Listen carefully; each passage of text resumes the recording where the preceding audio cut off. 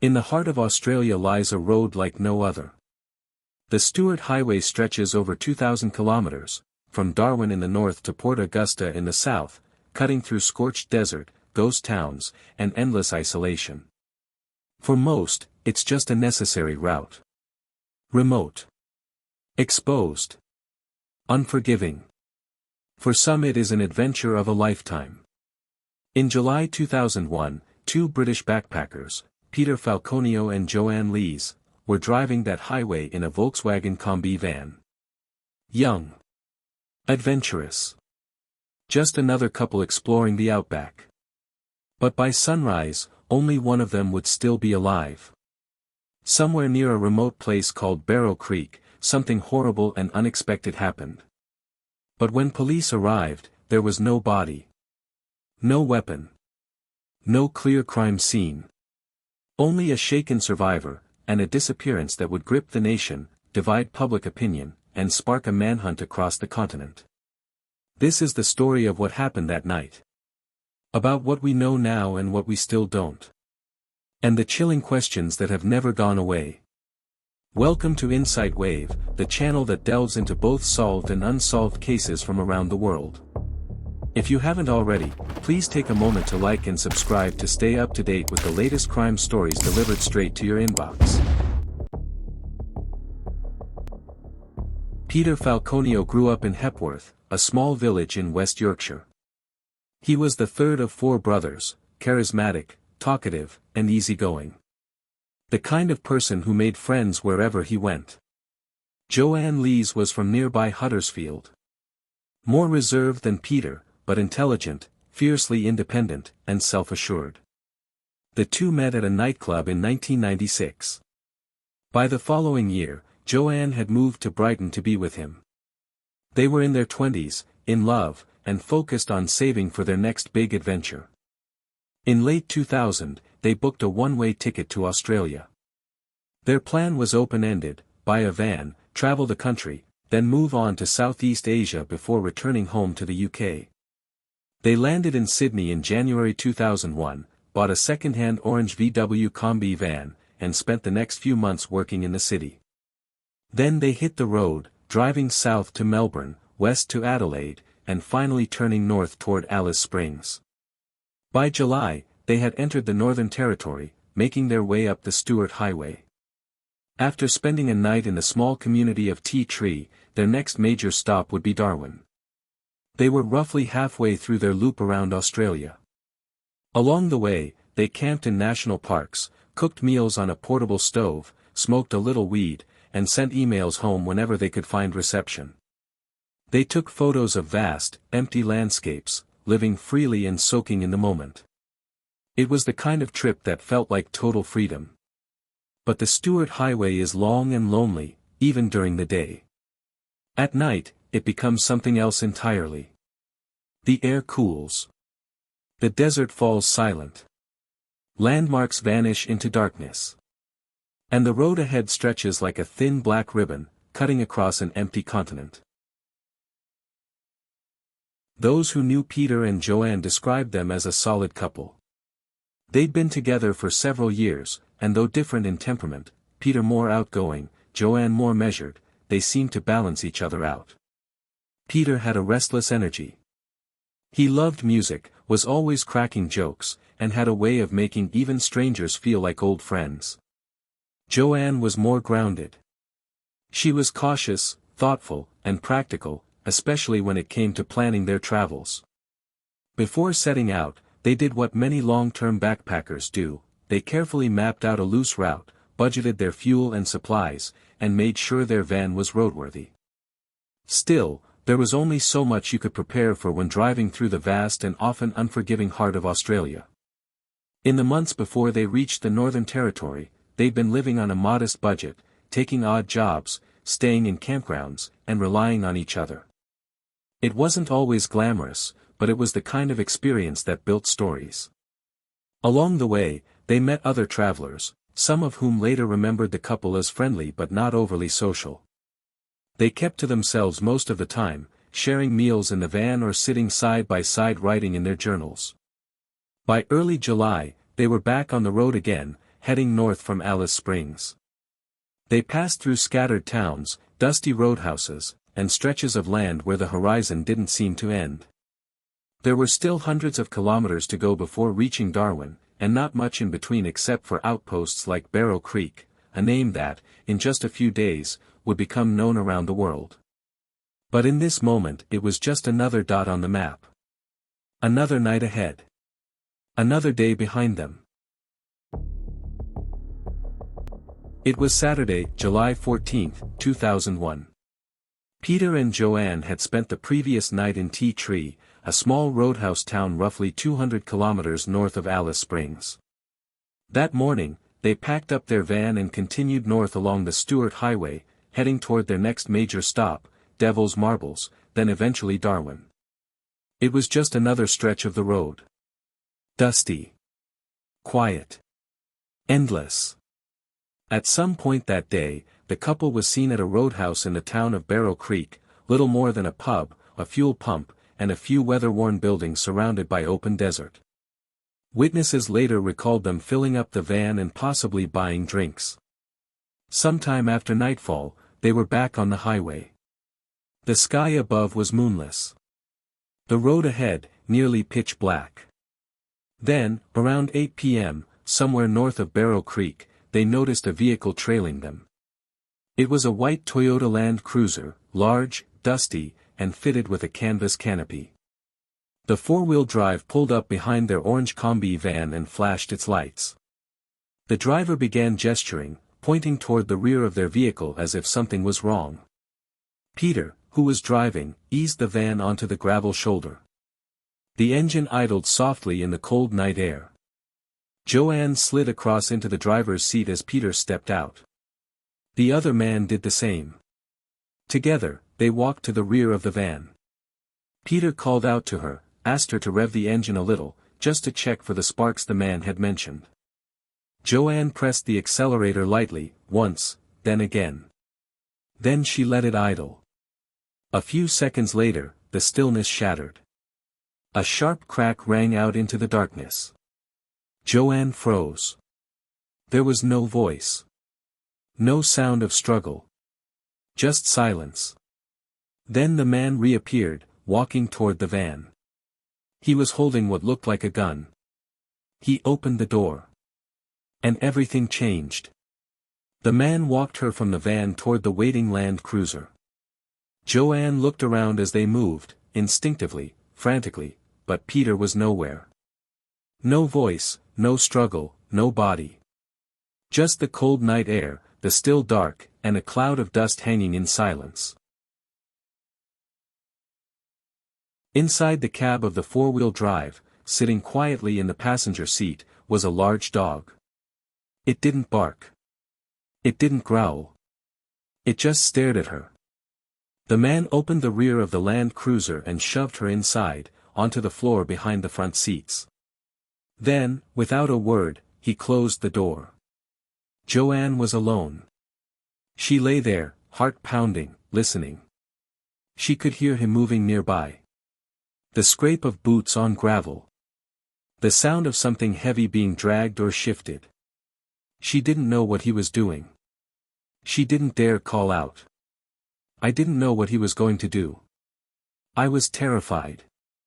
I didn't know if Peter was alive or dead, she would later say. When the noises finally stopped and she could no longer hear him, she began to act.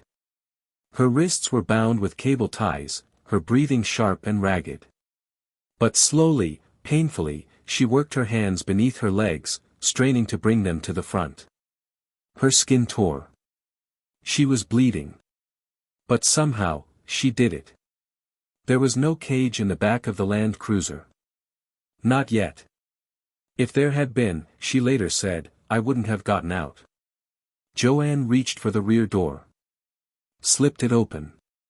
And ran. Barefoot.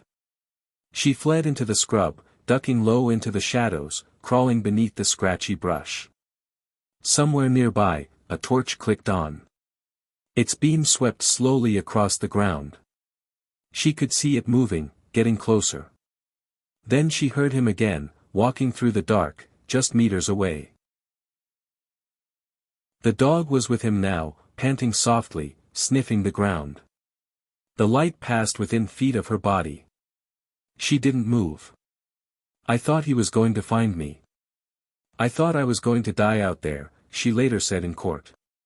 Eventually, she heard an engine start. The vehicle pulled away. Then, silence. But she didn't come out. She didn't dare. She stayed there, cold, shaking, wrists still bound, waiting in the dirt for hours. Long after the engine had faded. Long after the torchlight was gone. Eventually, when she was sure he wasn't coming back, she crawled from the scrub and made her way back toward the highway. It was the middle of the night. Cold. Still. Hours before dawn. At some point, a passing truck began to slow.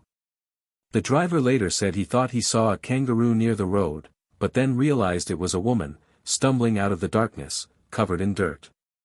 Her wrists were still tied. She asked for help. He cut her free and drove her to the nearest safe place, the Barrow Creek Roadhouse.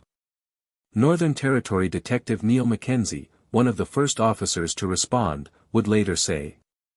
She was clearly traumatized. The story she told us was unlike anything I'd heard. But there were no signs, no evidence to confirm or deny what had happened. That was the hardest part. There was no sign of Peter. No body. No weapon. No blood. No vehicle. And, at first, no clear explanation. Just a terrified young woman with her wrists still bound, shaking, exhausted, and trying to recount the unimaginable. What followed would become one of Australia's most scrutinized criminal investigations. A case built on circumstantial evidence, public doubt, and one woman's fight to be believed. The call came through in the early hours of July 15, 2001. A young woman had arrived at the Barrow Creek Roadhouse in a state of shock, dirty, barefoot, her wrists still bound with cable ties. She claimed her boyfriend had been shot by a stranger on the highway. That she'd been abducted. That she had escaped. Officers from the Northern Territory Police were dispatched immediately. Within hours, they began combing the stretch of Stuart Highway just north of Barrow Creek, trying to locate any sign of Peter Falconio, the van, or the alleged attacker. But there was nothing. No body. No blood. No shell casings. No vehicle. Joanne was taken to the Alice Springs Hospital, where she was examined, photographed, and questioned. Police noted red marks and abrasions on her wrists, consistent with being bound. She was bruised. Disoriented. In shock. Detectives interviewed her at length, asking her to recount every detail of the night before. She explained how they'd been flagged down. How Peter had stepped out. How she'd heard the shot. How she'd been forced into the 4WD and eventually escaped. She remembered the dog. The torchlight. The silence. Police quickly established that the van, an orange VW Combi, was missing. So was Peter. But without a crime scene, or any forensic evidence to go on, they were operating in a vacuum. And with no clear suspect, the pressure began to mount.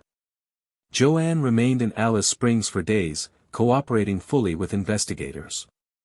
She submitted to interviews, took police to the site of her escape, and even agreed to a reenactment for the media, hoping it might generate leads. But not everyone was convinced. As her image began appearing in newspapers and on nightly news bulletins across the country, public opinion began to fracture. Some sympathized. Others didn't believe her. How had she escaped?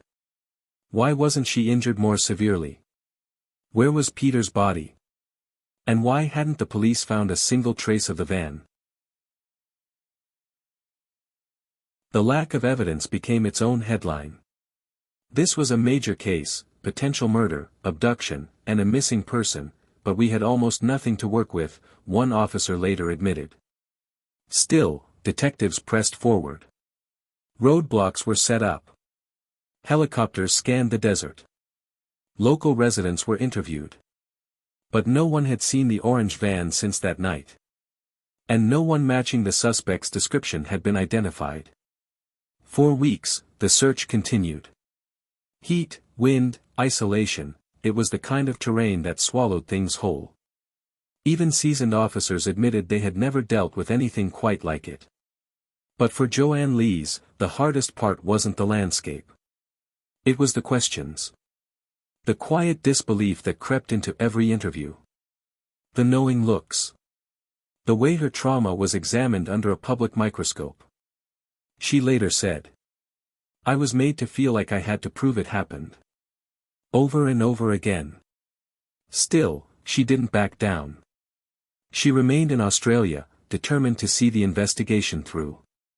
And eventually, months later, a breakthrough would come. But before that, the case would stall. Leads would dry up. And Joanne Lees would find herself caught in a storm of suspicion, media scrutiny, and one devastating question. What really happened to Peter Falconio? For months, the investigation into Peter Falconio's disappearance moved slowly, hampered by distance, heat, and a haunting lack of physical evidence. Police followed hundreds of tips. They interviewed travelers, truckers, and locals across the Northern Territory. Roadhouses were visited. Vehicles matching the vague description of a white 4WD were examined and ruled out. And yet, nothing. Then, in early 2002, a small but crucial piece of evidence surfaced, a sample of DNA. While combing through the clothes Joanne had worn that night, forensic teams discovered a faint trace of male DNA, found on the back of her t-shirt. It wasn't enough to identify a suspect, but it was enough to preserve. The sample was entered into the National DNA Database, where it sat for months, waiting for a match. It finally came from Western Australia, more than 3,000 kilometers away. The man's name was Bradley John Murdoch. A 44-year-old mechanic and drug runner with a long criminal record and a history of violence. He had been arrested in 2001 following an unrelated altercation at a truck stop in South Australia, where police collected a DNA sample. That sample, now in the system, matched the trace found on Joanne Lees' shirt. Suddenly, a name and a face were tied to the Barrow Creek mystery. Murdoch was no stranger to the law. He had deep ties to the Outback, often traveling across Western Australia and the Northern Territory to deliver cannabis and amphetamines. He knew the roads, knew the terrain, and he drove a white Toyota Land Cruiser with a canvas canopy. The match was enough to elevate him from a potential lead to a prime suspect. But there was still a problem. Peter Falconio's body had not been found. And Murdoch denied everything. Police began to build their case slowly. They gathered footage, surveillance stills, and phone records. Investigators traced Murdoch's movements across state lines, trying to determine where he had been on the night of July 14. In the small town of Broome, WA, police located the exact Land Cruiser Murdoch had been driving during that time. Forensic analysis found traces of Joanne's DNA inside the vehicle. That detail, combined with the earlier DNA match, changed everything. In August 2003, 2 years after the disappearance, Murdoch was formally charged with the murder of Peter Falconio and the abduction of Joanne Lees. He maintained his innocence from the beginning. But the weight of the evidence, thin but damning, was beginning to close in. At the center of it all was Joanne. She identified Murdoch in a police lineup. She gave testimony, repeated her story, and faced fresh waves of scrutiny for every word she spoke. "When I saw him, I knew it was him," she said later. There was no doubt. The trial was now inevitable. But so were the headlines, the public debate, and a looming question that would dominate the courtroom. Can you convict a man of murder, without a body? Before his name was ever linked to Peter Falconio, Bradley Murdoch was already well known in Australia's outback. Not for fame or respect, but for a trail of intimidation, a short temper, and a life spent skirting the edge of legality. He was born in 1958, the youngest of 4 children, and grew up in the western suburbs of Perth, Western Australia. His family later moved to Geraldton, a coastal town north of Perth, where Murdoch's behavior began to raise red flags. He dropped out of school early. Struggled with authority. Became known to police as a teenager for antisocial behavior and minor run-ins with the law. Friends and acquaintances from that period described him as moody, erratic, and easily provoked. By his 20s, he had developed a strong disdain for the police, a love of firearms, and a growing involvement in illegal drug transport across state lines. Murdoch began running cannabis and amphetamines up and down the Stuart and Ayr highways, long, remote routes that offered both cover and opportunity. He knew the land, the fuel stops, and the back roads that crisscrossed Western Australia and the Northern Territory. He also knew how to disappear. Those who encountered Murdoch in his 30s and 40s described a deeply paranoid man. He often wore camouflage clothing, carried knives, and was rarely seen without his beloved dog, a large blue heeler cross named Jack. He would go off the radar for weeks at a time, sleeping in his vehicle, camping in the bush, and avoiding cities altogether. He lived out of his white Toyota Land Cruiser, retrofitted with a canvas canopy and makeshift sleeping quarters in the back. He called it freedom. Others called it suspicious. He was known to threaten people, sometimes over nothing. One former associate described him as the kind of bloke who'd smile at you one minute and flip the table the next. Another recalled how he boasted about knowing how to make people disappear and claimed to have a rifle buried in every state. In 1995, Murdoch was convicted of shooting at a group of people during a road rage incident, but served no jail time. It wouldn't be his last brush with the law. By the time police linked him to the Falconio case in 2002, Murdoch had already been arrested again, this time for allegedly kidnapping and assaulting a young couple during a drug deal gone wrong in South Australia. During that arrest, police took a DNA sample. That sample would later match the trace found on Joanne Lees' shirt. For investigators, it was more than a lead. It was a profile, a man who matched the vehicle description, knew the region, had a violent criminal history, and possessed both the means and temperament to carry out a roadside ambush. He fit the outback like a glove, one officer said. But he didn't just blend in with the land. He used it. By 2003, Murdoch had become more than a name on a list. He was the only suspect. And Joanne Lees was preparing to face him in court. On October 17, 2005, more than 4 years after Peter Falconio vanished on a lonely stretch of highway, Bradley John Murdoch stood trial in the Northern Territory Supreme Court in Darwin. The media frenzy was immediate. News vans lined the streets. Headlines speculated. Commentators weighed in daily. For many, it had become more than just a trial, it was a national reckoning. Could you convict someone of murder without a body? Would a jury believe the lone survivor's account? And who was Bradley Murdoch, really, a cold-blooded killer, or a man wrongfully accused? The courtroom was tense. Every day, journalists filled the gallery. So did locals, eager to see the woman at the center of it all. Joanne Lees. She walked into court under a storm of flashbulbs and whispering press. She took the stand. And for several days, she told her story again, this time to 12 jurors, and to a country still divided on what they believed. When I saw him, I knew it was him, she said, referring to her identification of Murdoch in a police lineup. She described in harrowing detail the moment she heard the gunshot. The way he bound her wrists. The dog in the front seat. The torchlight sweeping past her body as she hid in the scrub. But the defense had a different strategy. They painted Joanne as unreliable, even deceptive. They questioned her memory. Her ability to describe her attacker. Her silence in the face of trauma. Most controversial was their suggestion that Peter Falconio may not be dead at all, that he had staged his disappearance, perhaps with Joanne's help. It was a claim with no evidence. But it stirred public reaction. The prosecution, meanwhile, leaned heavily on forensics. They presented the DNA found on the back of Joanne's t-shirt, a match to Murdoch. They introduced evidence that traces of her blood were found in his vehicle.